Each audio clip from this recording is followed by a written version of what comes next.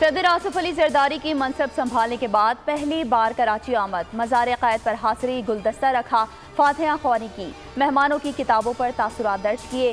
صدر مملکت کل سکھر اور لاڑکانہ جائیں گے، ذوالفقار علی بھٹو اور بے نظیر بھٹو کے مزار پر حاضری دیں گے۔ نوڈیرو ہاؤس میں ملاقاتوں کے بعد صدر نواب شاہ روانہ ہو جائیں گے۔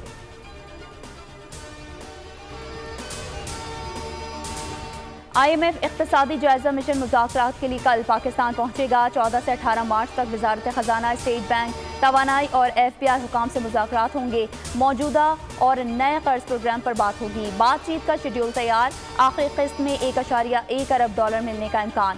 نیا قرض پروگرام 6 سے 8 ارب ڈالر کا ہو سکتا ہے۔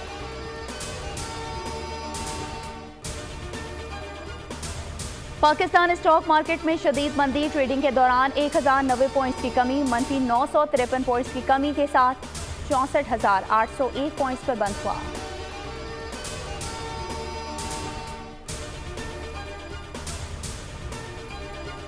حسن اور حسین نواز لندن سے لاہور پہنچ گئے، خاندان کے افراد نے استقبال کیا۔ جاتی عمرہ میں حسن اور حسین نواز نے والدہ کی قبر پر حاضری دی۔ 14 مارچ کو احتساب عدالت میں پیش ہوں گے۔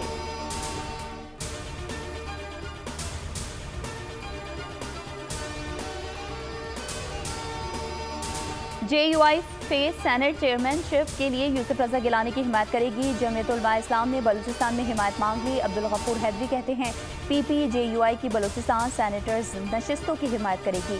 یوسف رضا گیلانی بولے عوام کے مسائل کے حل کے لیے مل کر بیٹھنا ہوگا، پارلیمنٹ کے اندر مل کر چلیں گے۔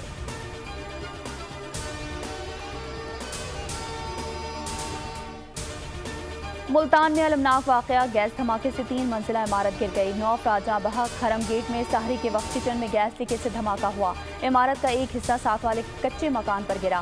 مرنے والوں میں میاں، بیوی، 2 بیٹے اور 3 بیٹیاں شامل۔ 2 افراد شدید زخمی ہوئے۔ وزیر اعلیٰ پنجاب مریم نواز نے کمشنر سے رپورٹ طلب کر لی، اعلیٰ سطح کی انکوائری کمیٹی تشکیل دے دی، 48 گھنٹے میں رپورٹ پیش کرنے کی ہدایت۔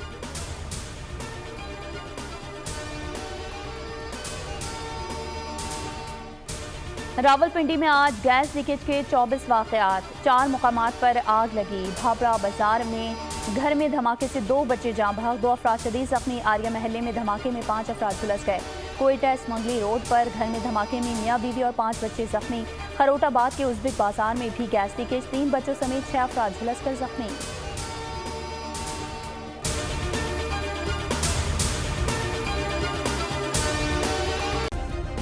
سبسکرائب کریں اور بیل دبائیں تاکہ کوئی خبر رہ نہ جائے۔